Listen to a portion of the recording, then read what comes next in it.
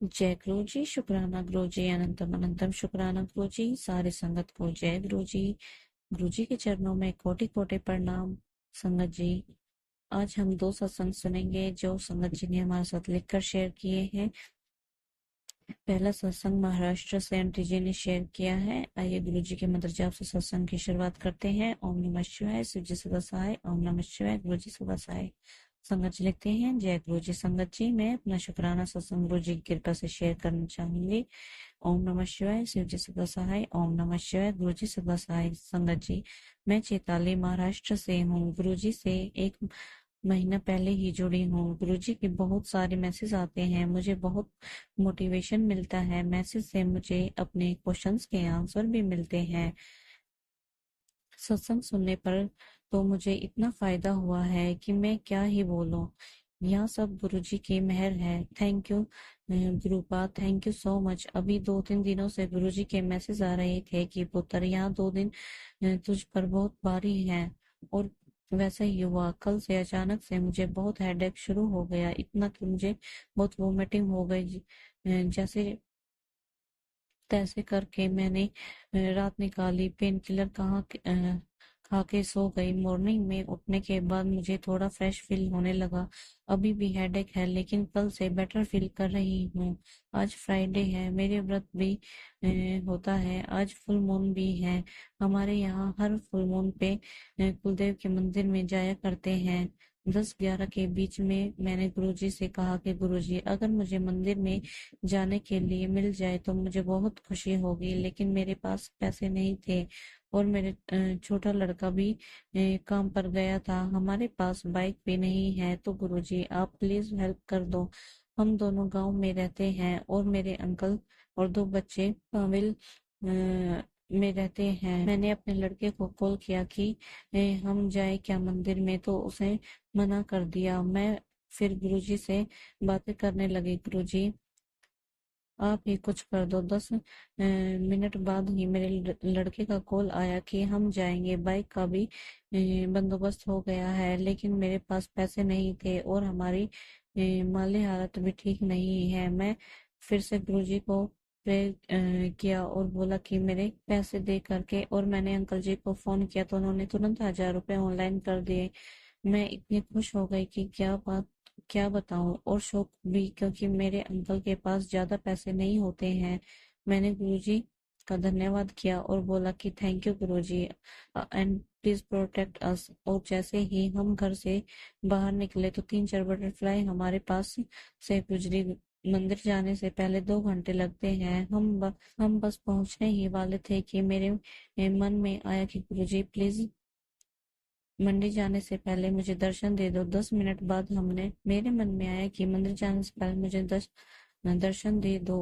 और 10 मिनट बाद ही हमने, जैसे ही उस गांव में एंट्री होने से पहले, दो इतने ब्यूटीफुल ब्राउन कलर की बटरफ्लाई हमारे बाइक के सामने अचानक से आ गई और हमारे हेड के ऊपर से 2 बार चक्कर लगा कर कहाँ चली गई पता भी नहीं चला। I was so happy, thank you गुरु जी।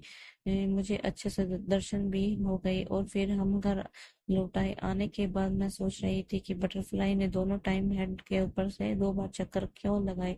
फिर मुझे याद आया कि गुरुजी ने कहा था कि टेंशन ना ले, मैं तेरे घर पर पहरा बिठाया है, ज्यादा सोचा मत कर, सो जा और शुक्राना करना ना भूली। Thank you Guru ji.